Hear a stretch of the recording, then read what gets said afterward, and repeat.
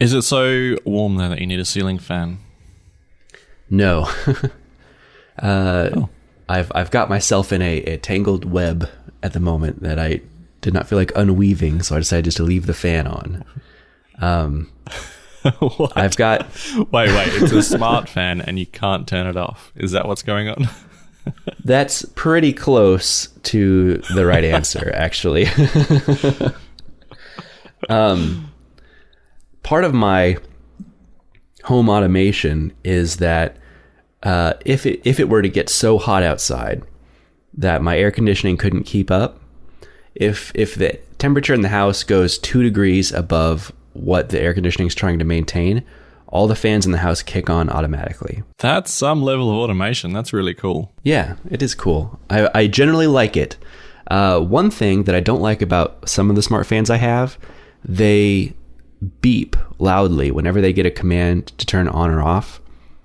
And I think it's like just because otherwise you wouldn't know that your smart command was received, because they take like 15 seconds to they do like a self-balancing thing before they actually start spinning. So I could see where you send the command to start the fan and you don't know that it received the command because it's not spinning. So it beeps immediately, so you know that, okay, it received the command. But it does that even with the automations. And just moments before we got on our call, I had some family over who were coming to see my new house for the first time. And so exterior doors were left open, and so it's warmer in my house than it should be, and the fans are kicking on. And I can turn it off, but it's going to immediately turn itself back on. It's going to beep in the middle of the recording. So I thought maybe the fan would be less obtrusive than the beep. Is the wall switch not available just to switch it off altogether? I guess, but then I wouldn't have light in my room either. I guess I could do the podcast in the dark. It's all one switch. Yeah, they're switched together. Podcasting in the dark.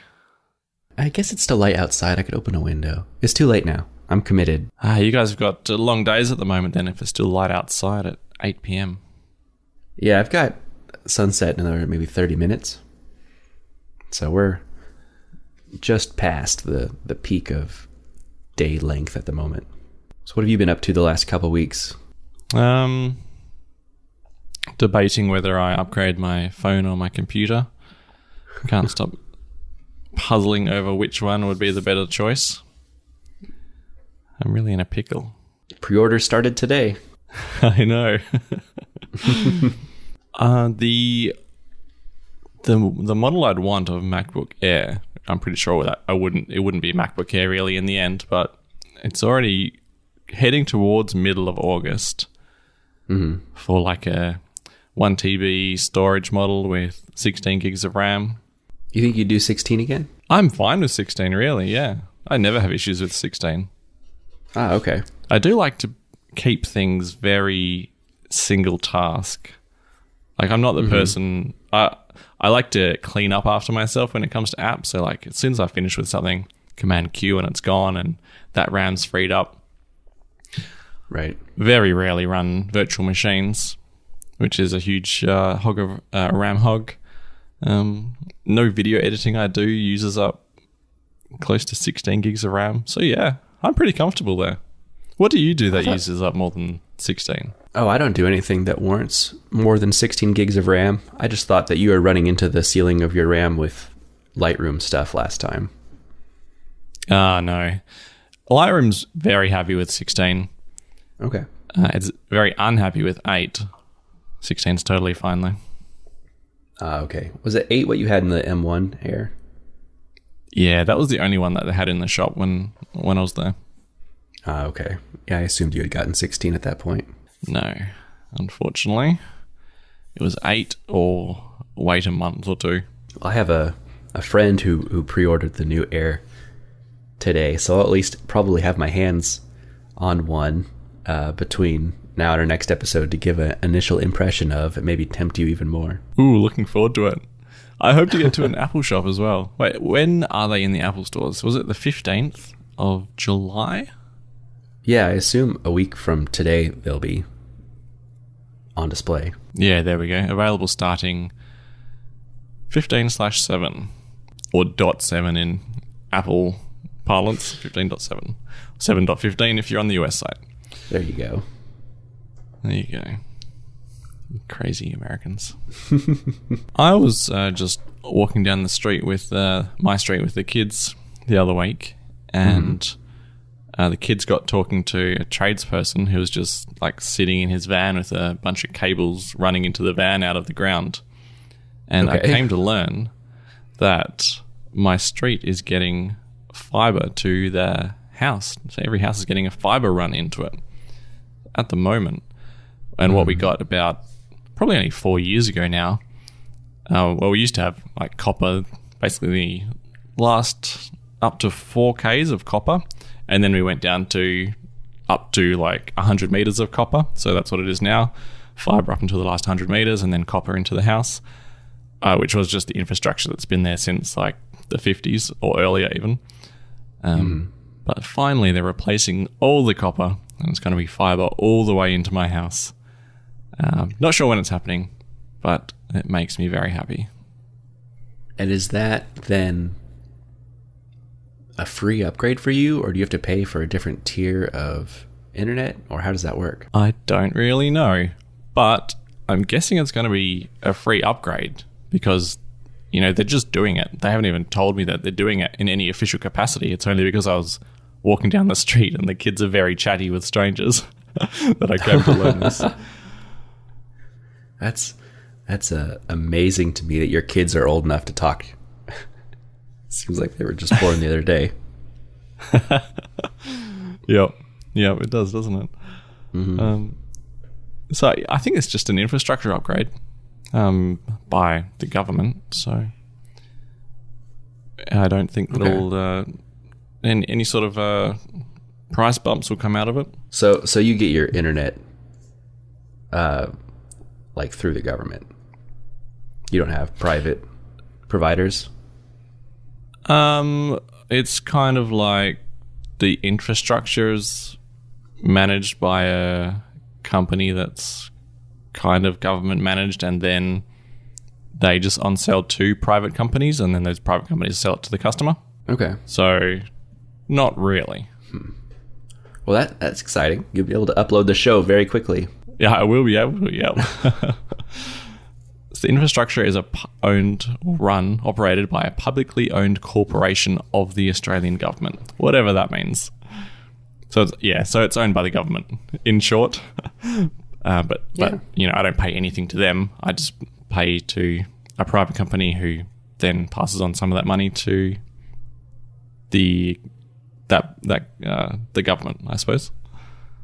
So what is your current internet speeds? 50/20 or 25. Ooh. And I could get faster already. I think 100/50 is available over copper, possibly even more. But you know, I mean, it's fiber all the possible. way. I'm sure that'll be like the slowest plan I could possibly get, and maybe 1/1 gigabit might be available too.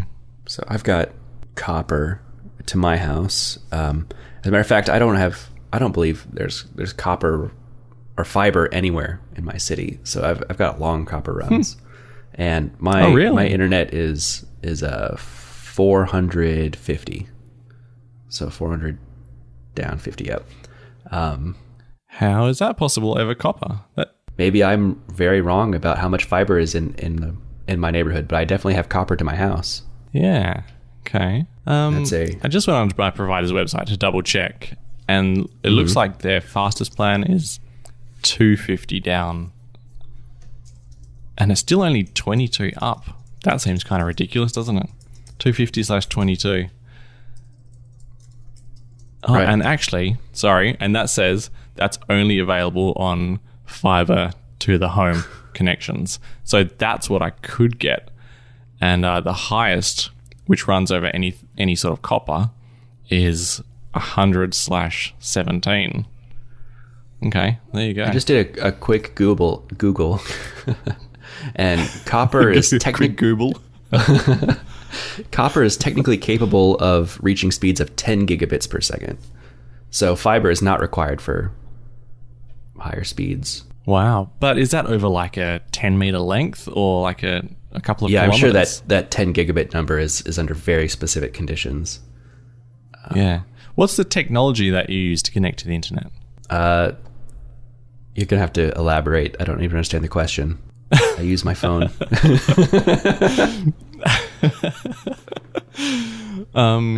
Is it like VDSL or ADSL, or I mean, you said it's not fiber. I don't have an answer to that. I've got a modem that my cable line screws into, and I get my internet out of that. I've had fiber in the past and know that you can bypass the whole modem part of the setup. But So you've got coax copper. Right. Is there different kinds of copper? Yes.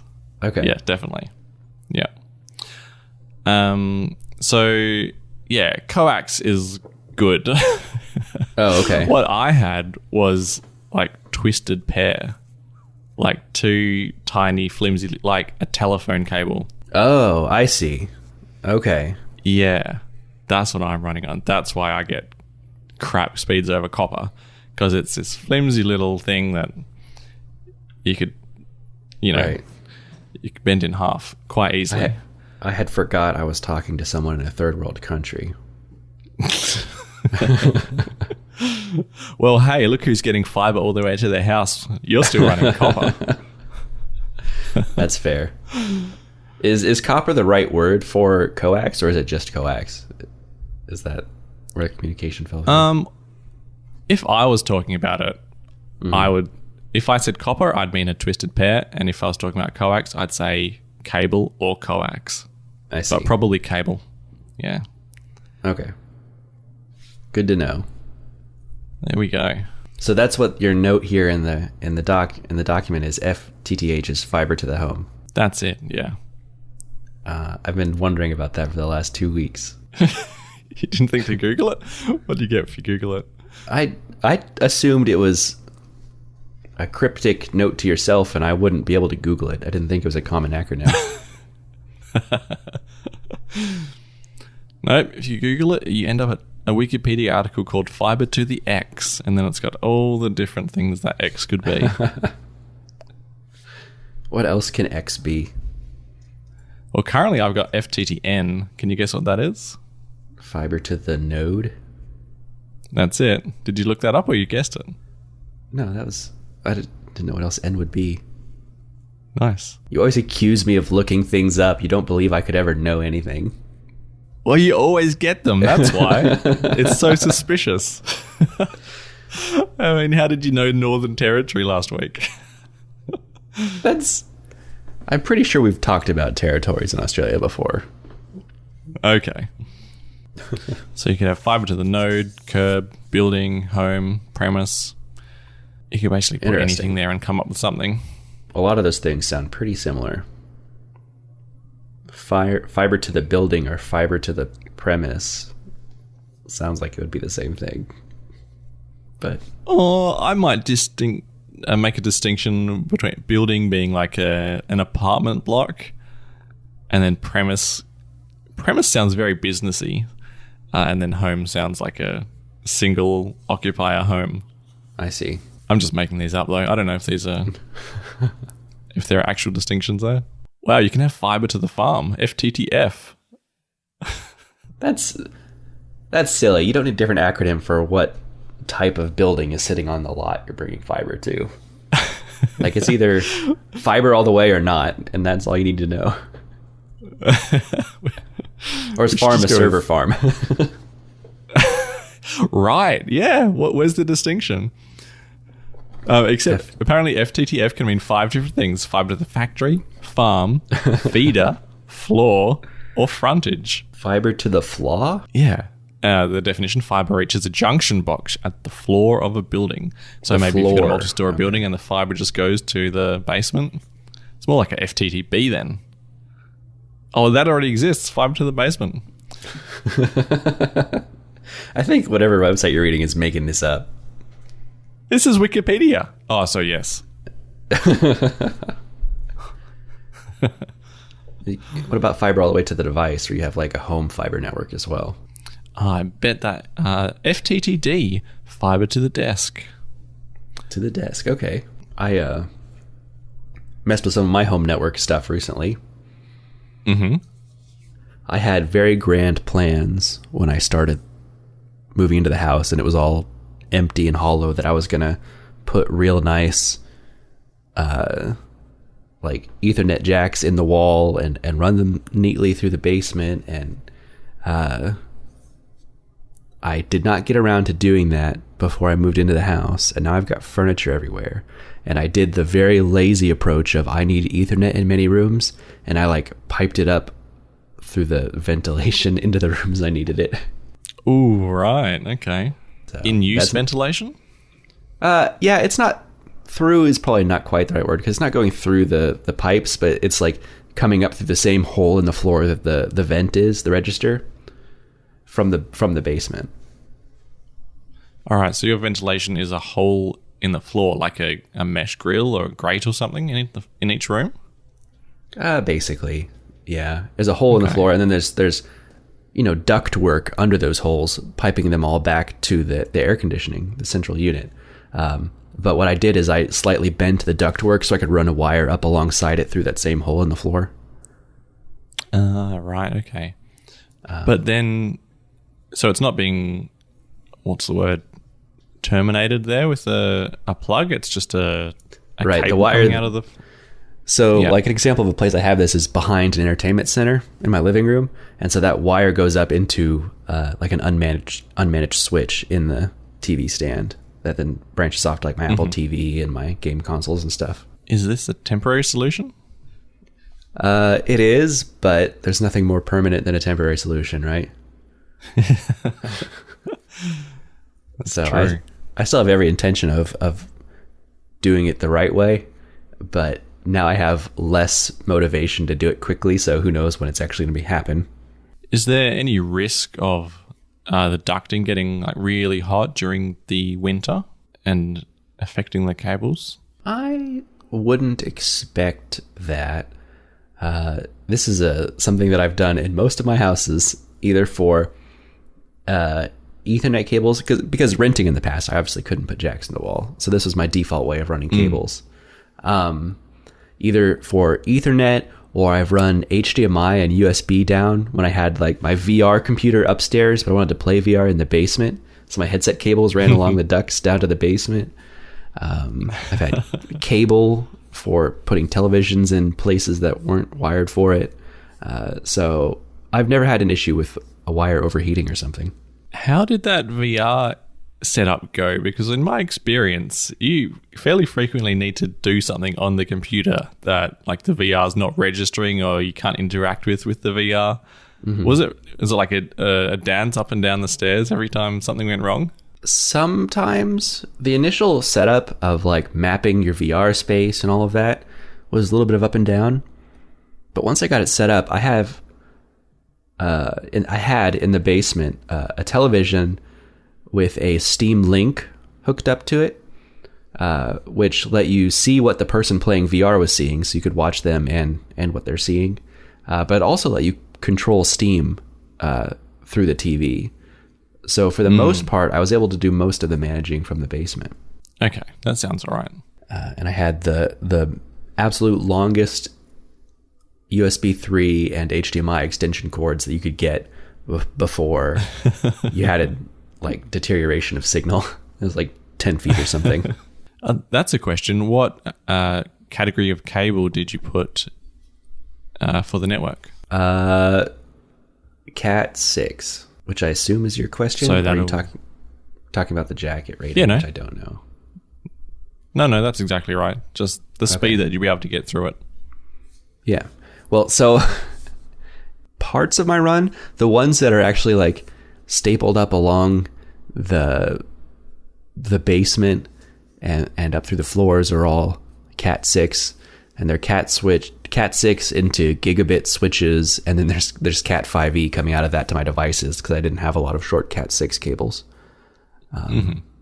But I really think, like I said, my home internet's 400 down, so Cat 5e still covers all of that just fine. So you've got a good backbone. Right.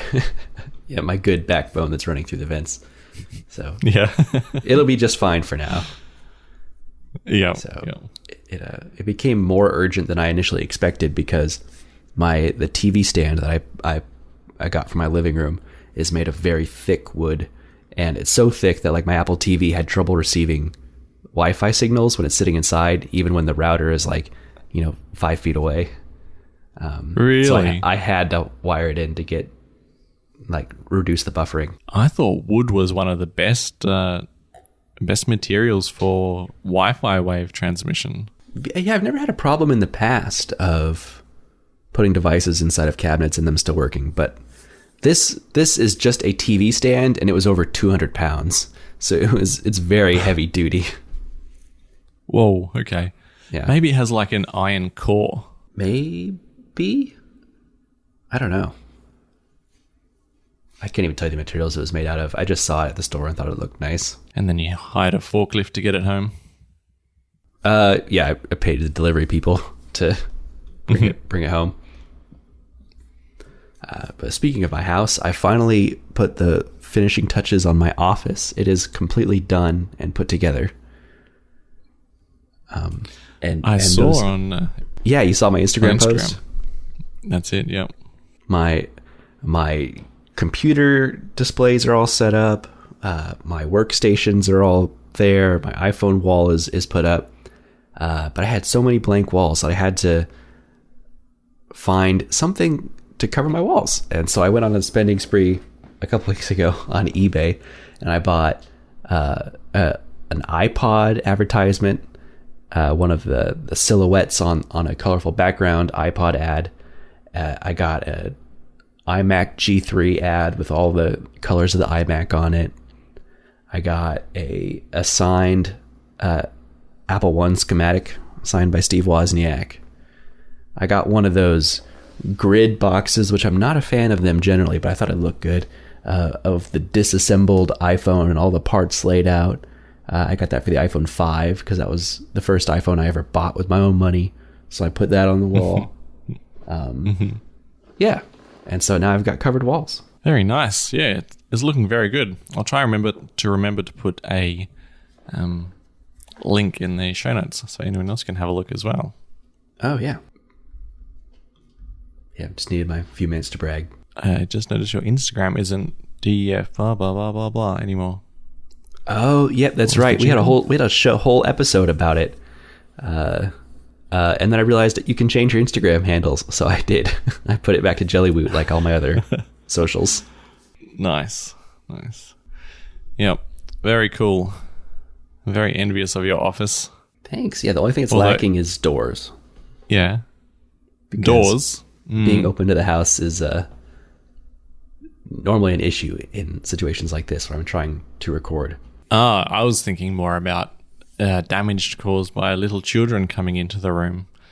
But yeah, recording as well. Right. Yeah. Well, I'm trying to set the precedent that this room is off limits, but we'll see how that goes. Harder to enforce when there's no doors. Yeah. Although, I don't know. Kids can be trained fairly well. Yeah. It's not really in between two rooms. So there's not really a reason for them to be passing through the office. So that helps a bit.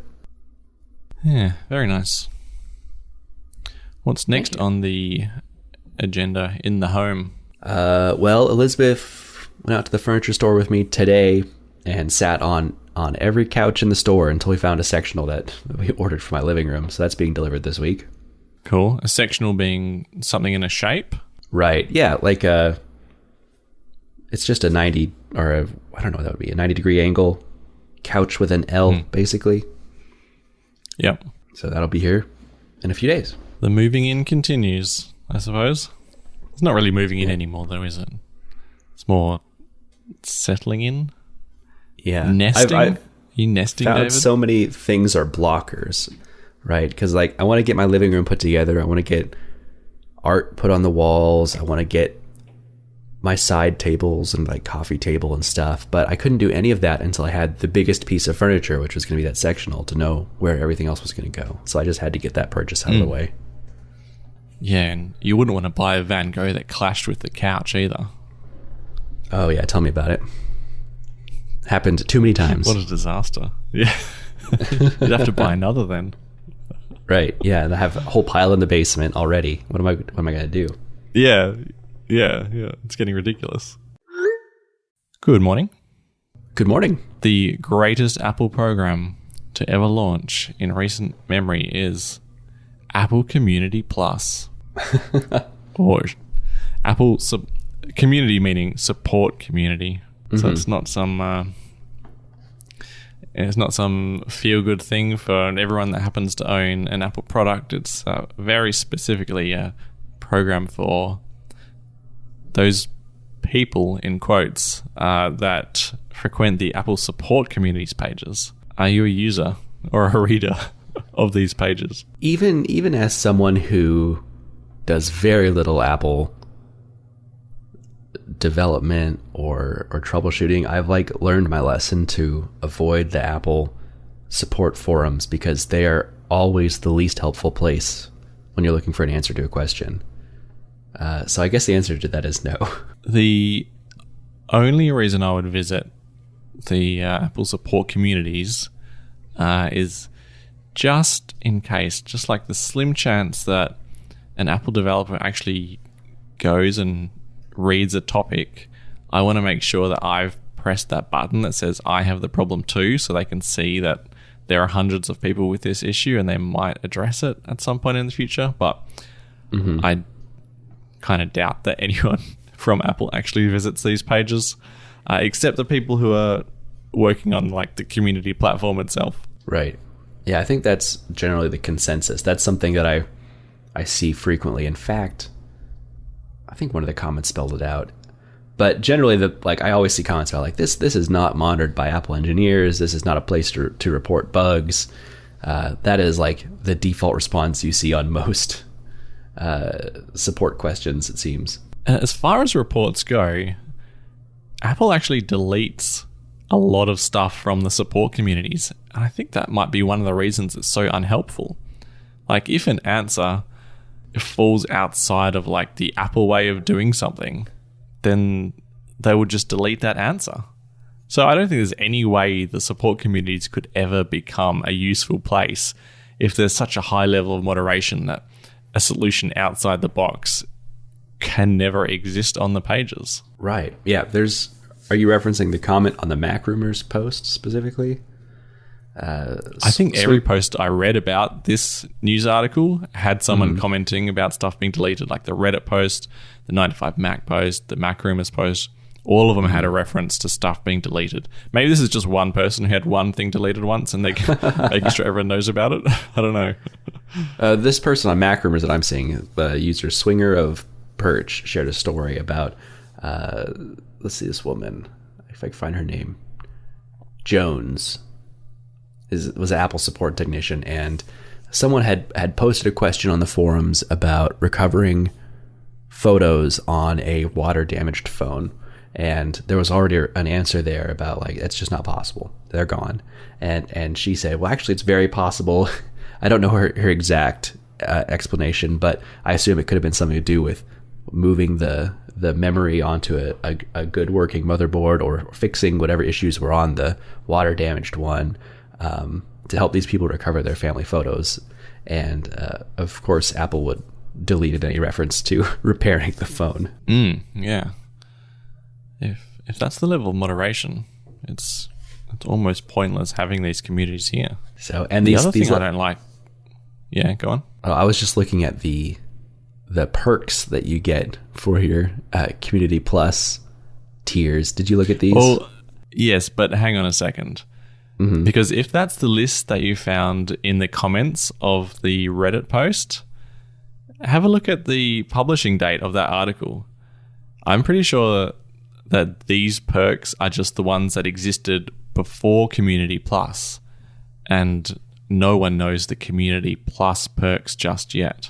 So the publishing date on this is June 29th, 2022. Is that what you're seeing? No. Okay. Could you just shoot me a link for that one? Sure. Yeah, it's on Apple's support page. So perk, if you hit level 1, which this whole program, Community Plus, is invite only. So they have to recognize, someone at Apple has to see you and say, this person is good. They're invited to the program. That's level 1. Okay. Hang on a sec. This is actually the page I was talking about. I was on here before we started recording, and the published date for this exact same content was in 2021. Really? Yes. So what would this be in reference to then, prior to Community Plus? Just a member of the support community in general? Yeah. Well, I'm going to navigate to this page the way I got to it, and I'm going to see what the date is. 2021. All right. I'm going to shoot you back a link. Let's just quickly compare. What? It's the same.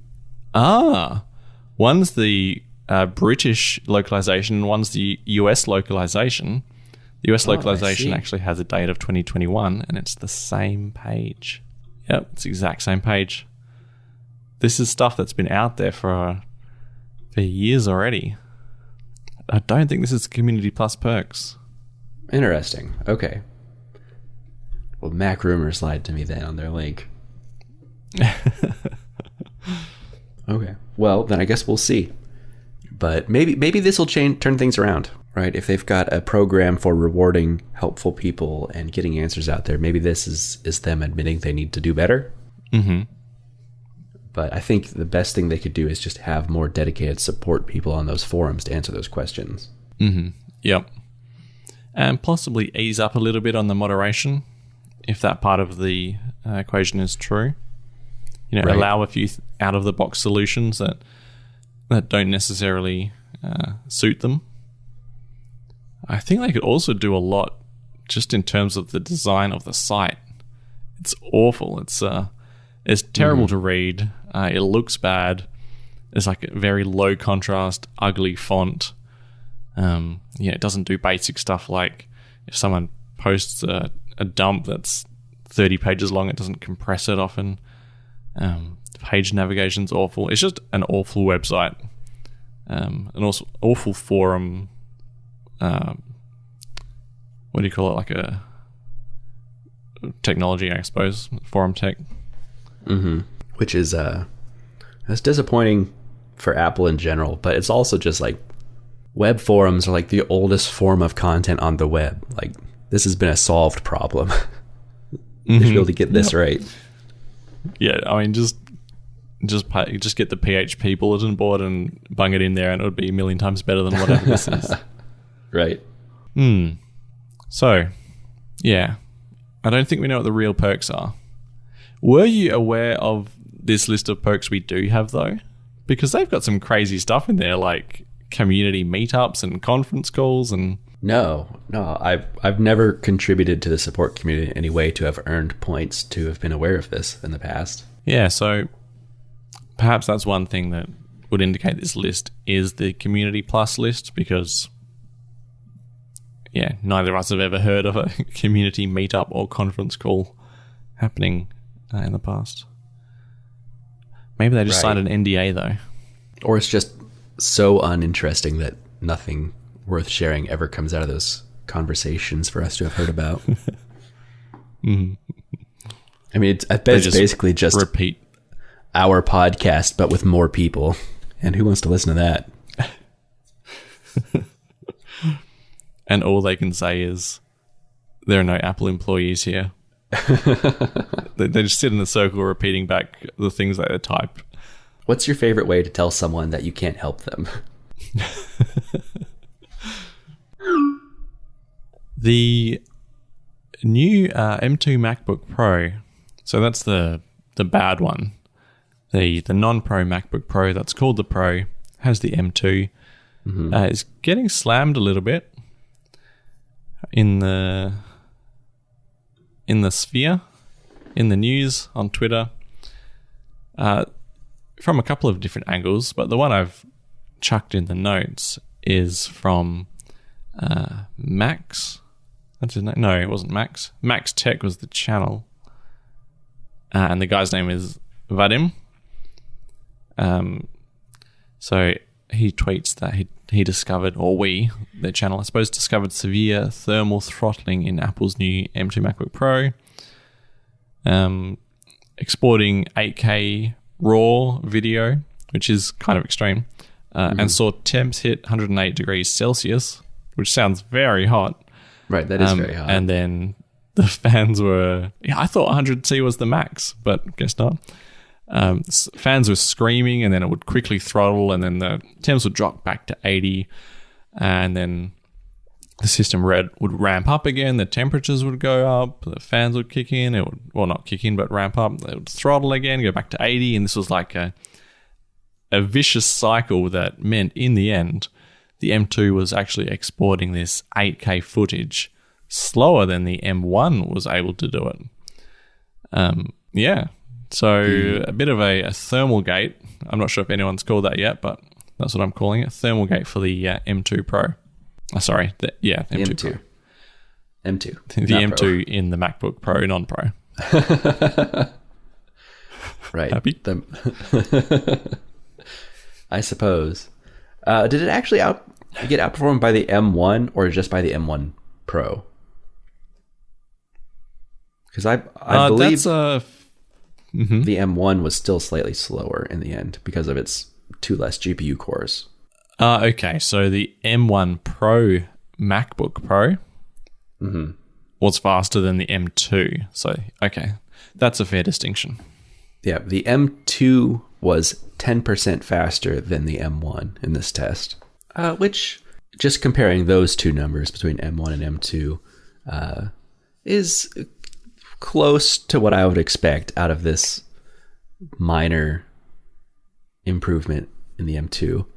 The most surprising thing to me is just how much hotter this chip seems to get for...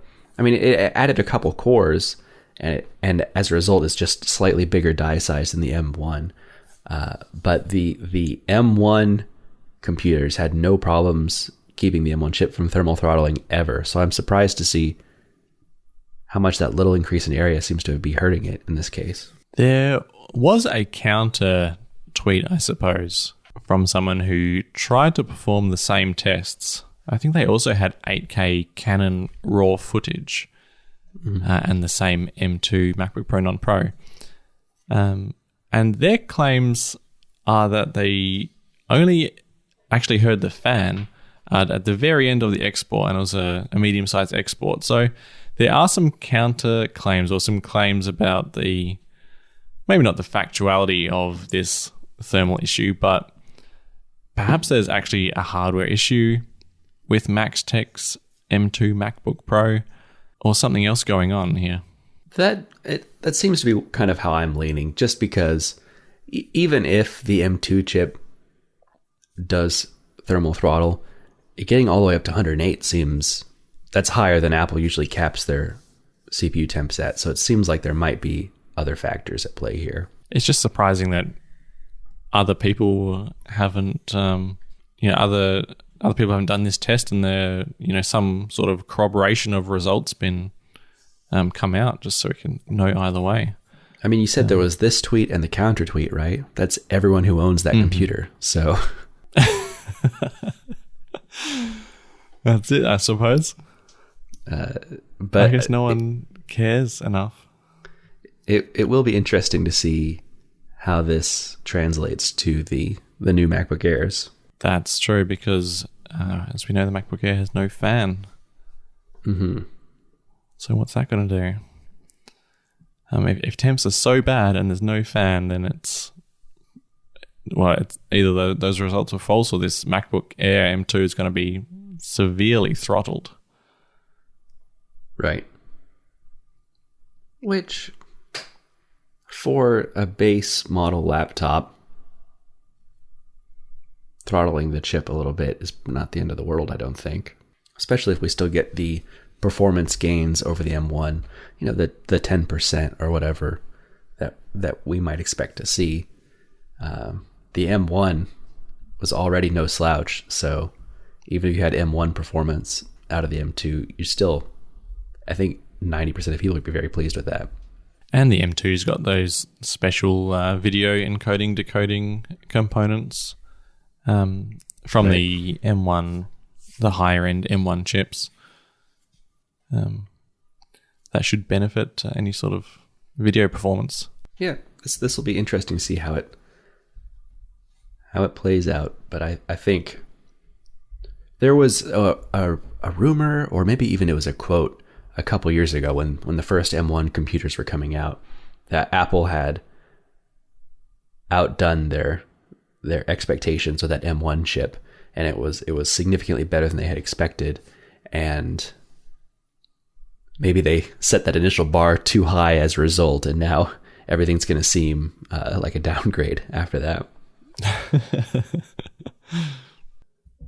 The other part of the M2 MacBook Pro gates, I don't think we talked about the storage speeds. We didn't mention that in the last show, did we? Nope, we haven't talked about it. Okay. So the base level storage on this computer is 256 gigabytes, and it's half the speed of the previous 256 gig model. And the cause of that is that the previous model had 2 times 128 gig chips for storage, so it could run them in parallel and just do twice as much. Whereas this one, and the new one, is a single 256 gig chip. So there's no parallelization, and as a result, it does seem a lot slower. And you can actually check out, what is his name? Vadim from MaxTex. He's done a lot of testing of the storage, and he says it is noticeable in day-to-day usage of this computer. So that is disappointing, to say the least. Right. Yeah, this would have been a great excuse for Apple to finally make 512 the base, and then you would have had the same performance and a storage bump. But yeah, it's too bad that they went this route instead. I can't believe there are still 256 gigabyte computers being sold today. There must be more people using iCloud or something to make 256 even viable for them, because I can't imagine. I can't fit anything on that. My 1 terabyte laptop isn't enough. I think 256 gig is low, but it's probably fine for a lot of people. So basically, actually, maybe this is like a point against my excuse, but so many people just expect that when they have a laptop now, they also need an external hard drive. So that's just what they do. They've got their laptop with their fast storage, and it might even be 128 because that was the norm for quite a long time. And then just, next to it all the time, or when they need, they've got like 2 or 3 or 4 terabytes on a spinning disk, which they just chuck stuff onto. I guess that's a point against having such a low amount of... Who are these people? This is everyone. This is I would never accept that. You wouldn't? No, I wouldn't accept having to carry a hard drive around with me. I think it is the norm, though. Do you not know anyone that's doing this? No, honestly. I mean, I don't encounter a lot of people with laptops in my day-to-day anymore. I think the last time I saw a lot of people with laptops was 6 or 7 years ago in university. And I don't recall people having a lot of hard drives around with them then either. Really? But maybe it wasn't as much of an issue back then. I was also in the software engineering track. I guess even that long ago, a lot of people just had spinning disks. Yeah, that's true too. But so if there was any group of people in a university to have nicer maxed out laptops, it was going to be people in my major. So maybe I have a biased experience there. Yeah, I think so. The scary thing about what these people are doing is that so many of them have called that external drive their backup. They think just moving something off their computer onto an external drive is a backup. Oh. I've come across that so many times. Yeah. I mean, I used to do drive around IT tech work, so I think I have a pretty good sample size of what your average consumer is doing. Yeah, I came across that a lot, that whole setup. I think we have both ends of the spectrum covered then, right? Because my experiences with the people who would be providing the tech support and your experiences with the lowest common denominator, the people who would need a tech support technician to drive to their house. Mm-hmm. So somewhere in the middle is the right answer, I think. Yeah. But yeah, my first laptop that I got when I went to university, I started my freshman year. I was maybe like a month or two into the semester, and I for some reason was able to convince my parents that I needed like the highest end laptop I could get for my major. And at the time, it was an MSI laptop. It was 10 pounds, and this is like 2013. Ooh. This is a 10-pound laptop that I had to carry with me to classes, and it had almost 5 kilos in real money. It had a multiple terabyte spinning disk, as well as like maybe a 500 gigabyte SSD in it. It had what was the graphics process at the time? 700 series, a 770M or something like that. Whatever the highest end NVIDIA mobile graphics chip you could get. Giant hot Intel chip in it. It had like a sound system in it with a subwoofer. This was a big laptop. And I learned my lesson very quick. Like, I do not want to be walking around campus with this very expensive laptop. And I traded it for a MacBook Pro very quickly. And what did your parents think of that? Well, to their credit, they never said a word about it, which I am very surprised to this day. Maybe I'll hear about it now that I've said something. But that was like a multiple thousands of dollar computer that they bought for me leaving for college that I kept for a couple months. So in my defense, the laptop I traded it for was worth the same amount. So I didn't downgrade. I didn't lose anything. But okay. I got the 2013 MacBook Pro. Yeah. Yep. And then I've been on a Mac ever since. Was that 2013 MacBook Pro a lot slower though than your beast of a laptop? Yeah, like in depending on how you measure it, right? Because this MacBook Pro didn't have, well, I guess it did. It had like a 750M or something in it. So it did have a dedicated graphics card.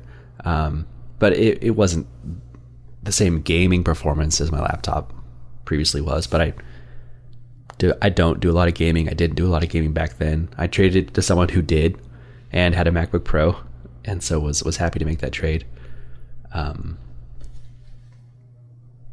But as far as my schoolwork, it was still more than enough, and in fact enabled me to do more, because then I started doing like iOS, dabbled in that development as well. You were never again, though, the life of the party with the laptop with the subwoofer. my back thanked me though. I bet.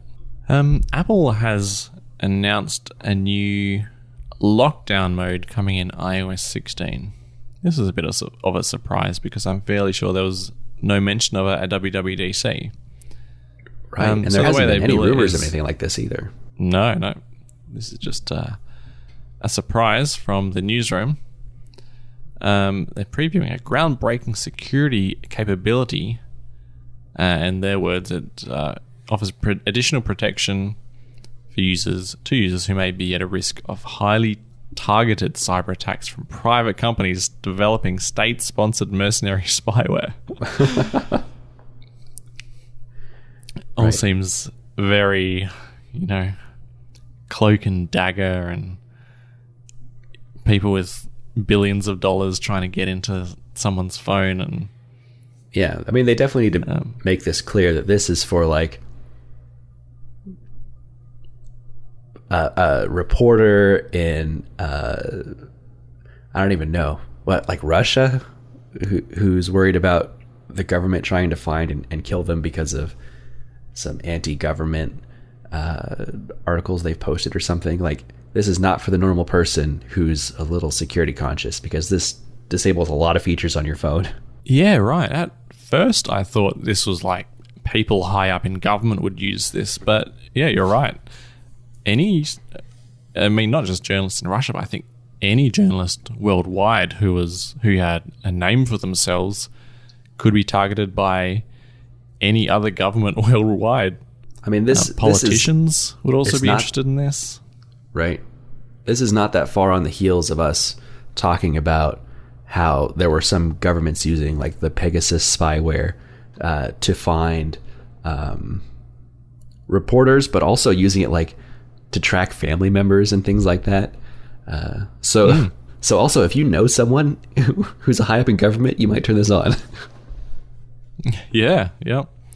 In fact, I think there is probably a whole segment of the market who will just turn this on because they are security minded and they just like to have their phone in like an ultra secure mode just for peace of mind. I mean, you don't have to be someone to turn this on. So we should also probably say what this does so far, or what this will do at launch at least. So in messages, most attachment types are blocked and previews are disabled. So images can get through still. JIT is disabled in web browsing. FaceTime, incoming FaceTime calls are blocked if you haven't already had a FaceTime with that person. Wide connections are blocked, of course, and no MDMs or config profiles can be installed on the device. And that covers most of the major vectors we've heard of people hacking iPhones. There's been lots of instances of a malicious message attachment or these devices that I think even police can plug into iPhones that is somehow able to brute force codes until it gets in. And then, of course, any client-side code running like the just-in-time JavaScript that can all be wide attack vectors. So they seem to really cover their bases here. I think what we also need to see, or to see next, is some sort of API for apps to tap into this, because thinking back to how previous hacks have come about, often it's through a third-party app. Like, wasn't Bezos exploited via WhatsApp? So WhatsApp, I mean, you either need to be an Apple purist and, your iMessage only, or third-party apps need to get on board too. Yeah, I would hope no one who's worried about being like experiencing a cyber attack at this level is using something like WhatsApp to communicate. But you never know, I guess. The bounties for bug finding have also been increased. Good, yeah. They bounties need to have a high dollar amount because they're competing against the black market buying those instead. So yeah, so it's specifically if a phone is in lockdown mode and you can exploit it, then you get double what the original bounty would have been, up to a maximum of $2 million now. Now they just actually have to do something when they get those bug reports. I think it's probably been a couple years, but it seemed like there was a stint of time for a while there where I had heard multiple accounts of engineers or white hat hackers finding issues, trying to report them to Apple doing nothing about it for years, and then finally giving up and just like posting it on Twitter or something like, this is how you do it, so that Apple would finally acknowledge it and have to fix it because now everyone knows. They're also giving $10 million and any damages awarded from the lawsuit against the NSO Group, which is a thing that happened a little while back, to support investigations that combat highly targeted cyber attacks. It's good to see that Apple's still pursuing this front. Yeah. This doesn't apply to you or me. Hopefully. I guess I don't know what you do with your free time. But maybe there's a reason you don't know. Yeah, you got lockdown mode on.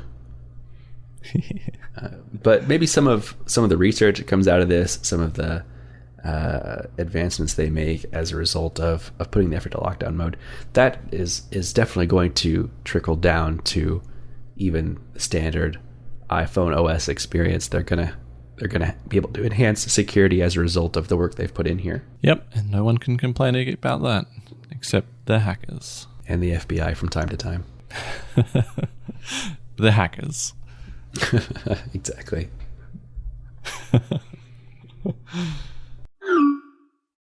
So, fresh from Bloomberg is that Apple plans an extreme sports watch with a larger screen, a metal case, a non-aluminium metal case, a bigger battery, and body temperature monitoring.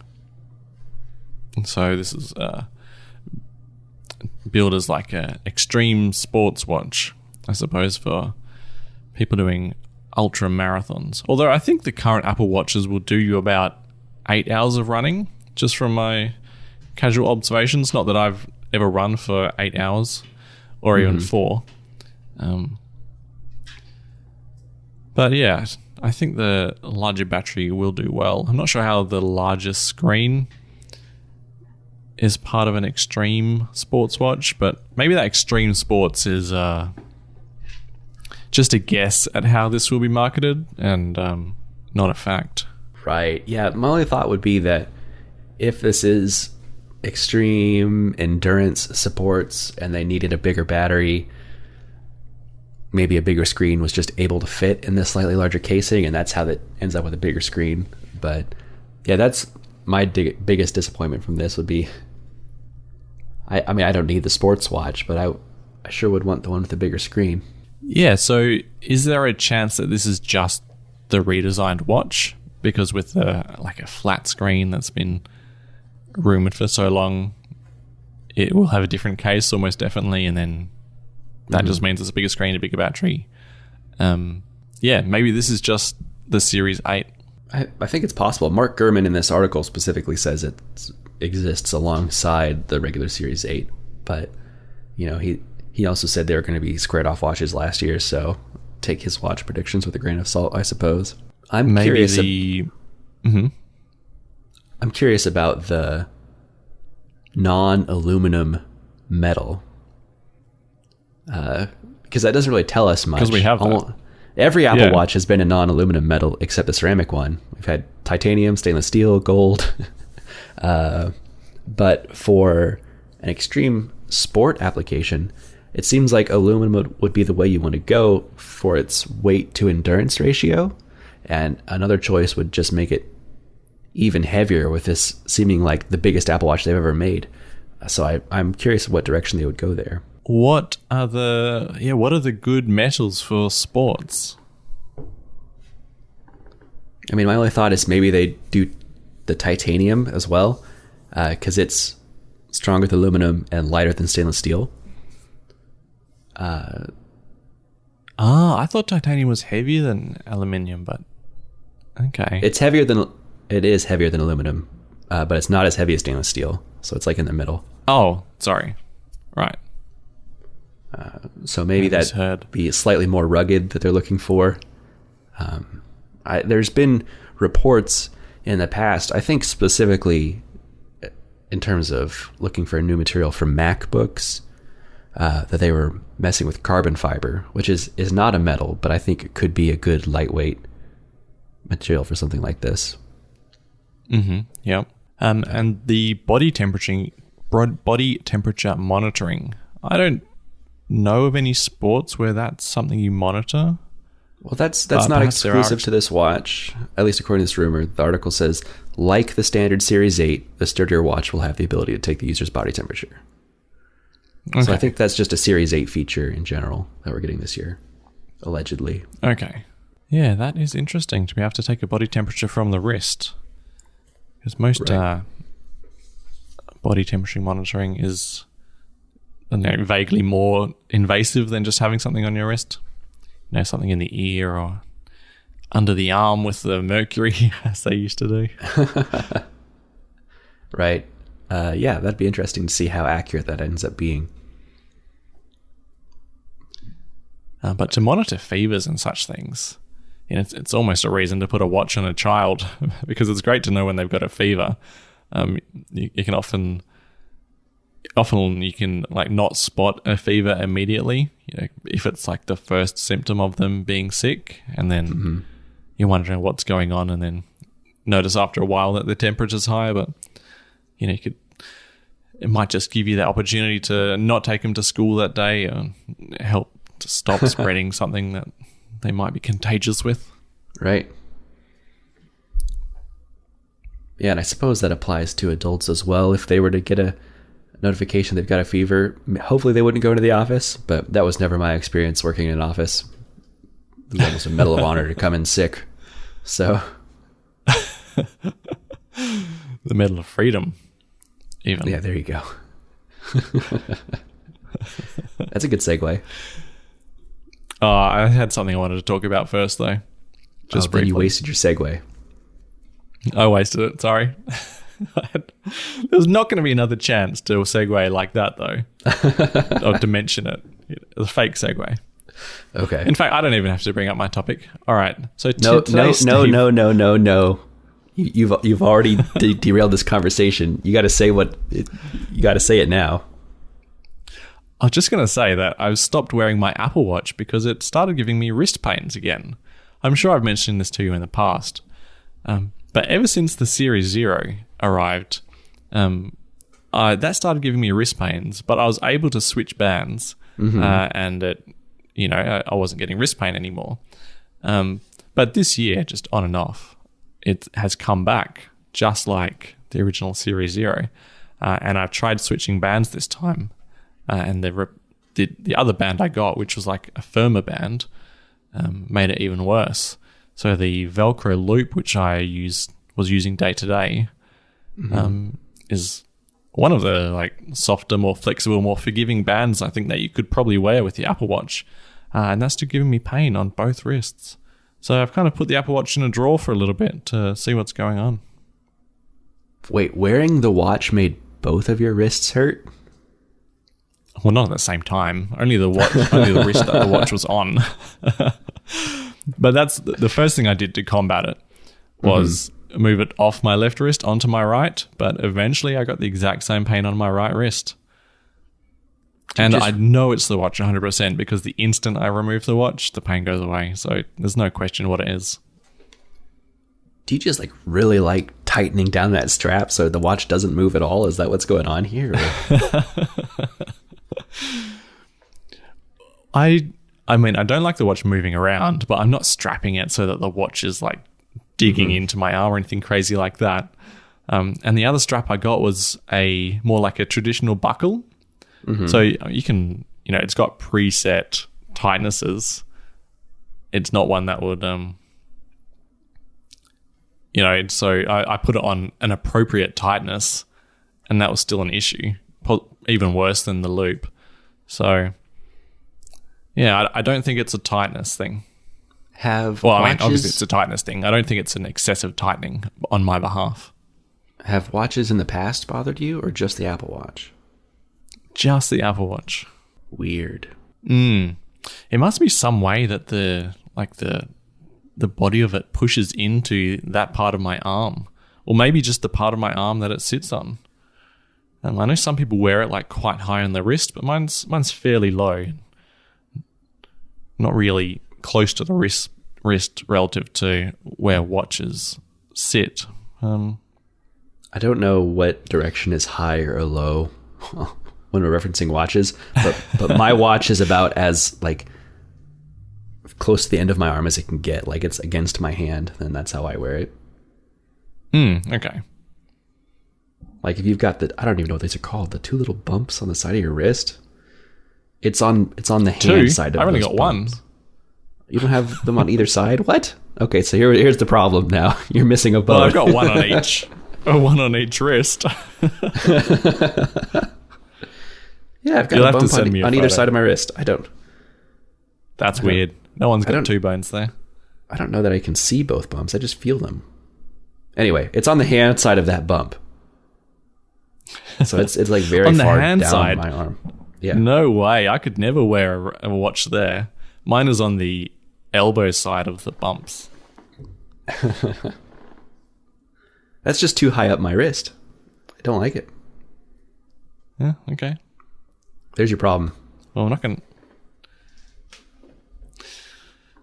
I don't know. Send me a photo. I need to where I wear my watch. Where you wear your watch. It sounds really high. It sounds too close to your fingers. I don't know how to get this in frame in a good way. All right, sent.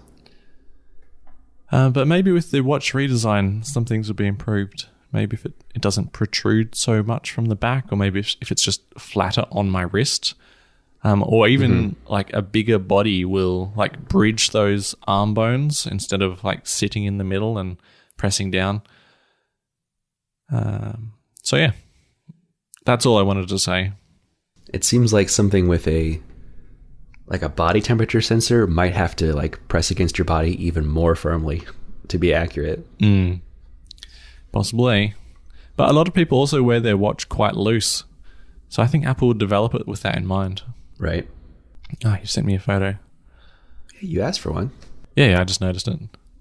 Man, that's weird. That's so high up on your arm. It feels weird if it's any like farther back. Maybe I should try my watch up there like a weirdo. Yeah. I do see the benefit of having it higher up because I can my flex my wrist more and I don't risk hitting the Siri button, but it's never been an issue for me. Where do you wear your watch, dear listener? Let us know. The elbow side or the finger side of the bone? Put a comment below. The pisiform, or possibly the triquetral. Are you Googling wrist bones? Yeah. Anyway. Maybe we should award that person that came into the office the Medal of Freedom, just like Steve Jobs was awarded the Medal of Freedom, America's highest civilian honor. You're just going to edit out that whole conversation we just had. Pretend that wasn't. We don't need it. I just thought this was interesting for the number of people who are mad about it in the comments of every article I've read. There's lots of people like, but Steve was not a good person. There was a real doozy on Mac Rumors, I think. Someone's comment was like, Steve was no better than Manson. He just killed people by making them look at their phones. What? I know. Like, surely that's a troll. Surely. Right. Incredible. Yeah, I saw most people complaining about his personal life. I didn't hear people saying that, like, he was killing people with a cell phone.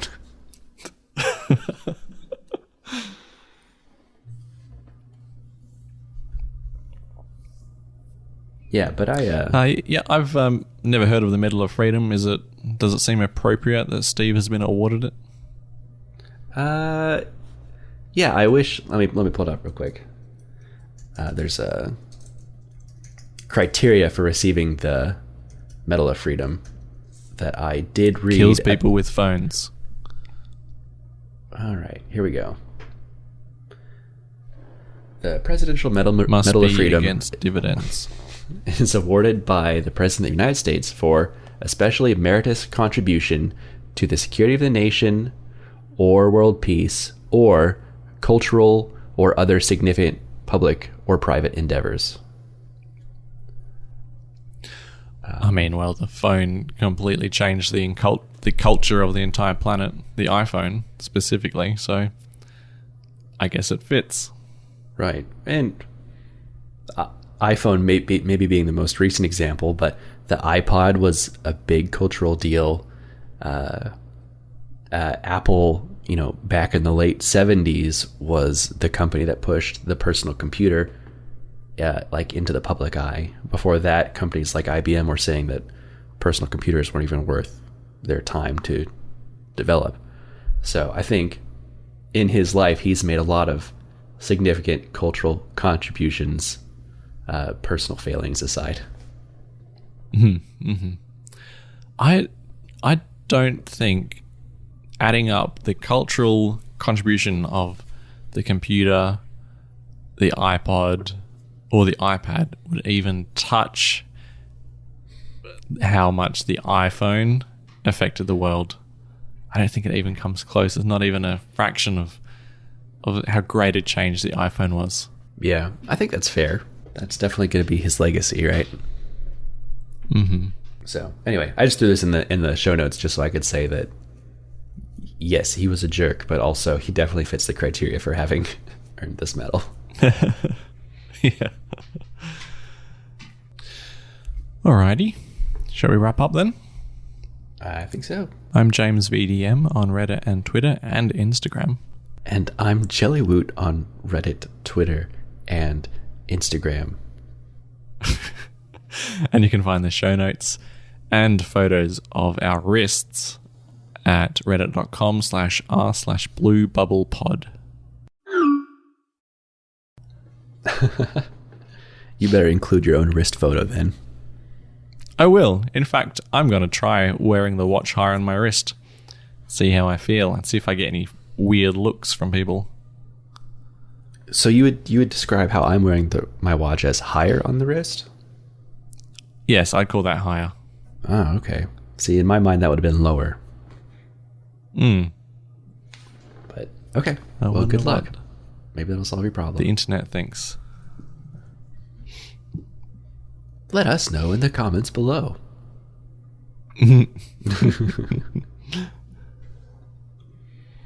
Maybe while we're including a bunch of photos and things, you should throw in that AI cover art that I had generated a couple days ago. Okay, yep.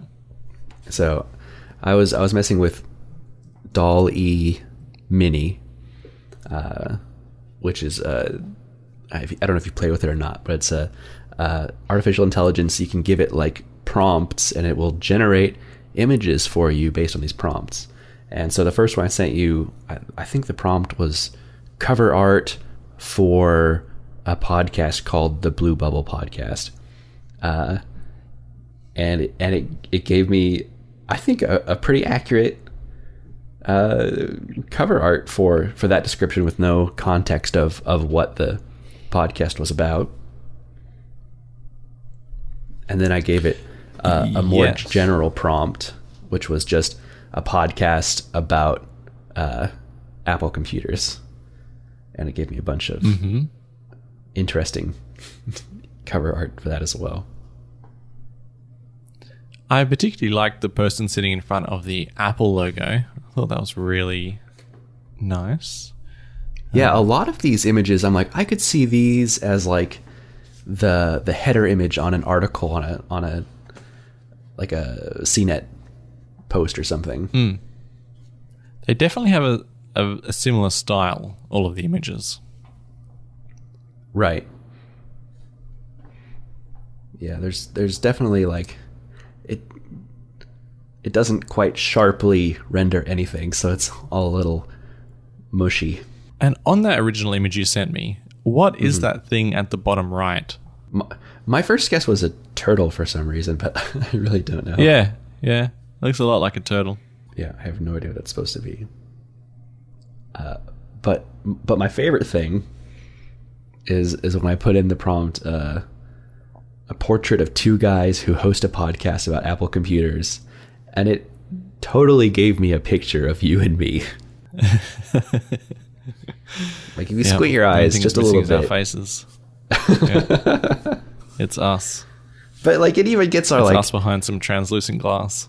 Our hair is the colors are right, and I can like even see a little bit of your facial hair through it, and I'm like, that's totally James. Wait, which one is me? Left or right? You're on the right. Yeah, okay, cool. Yeah. Yeah. Because the one on the left looks like it has a beard as well. For sure. Yeah. Like I said, I have a goatee, and you can totally see my goatee in that too. Yeah. Anyway, very funny. We're the most generic people to be making a podcast, apparently. Two white guys talking. That's a podcast by definition. What was this called? Wall-E? Doll-E. Doll-E. D-A-L-L-E. Okay. D-A-L-L-E mini. And crayon.com? Huggingface.co. That's where you can go to enter prompts. But nice. Yeah, try it out. It's pretty interesting. You can give it anything your mind can think of, and it will generate that for you.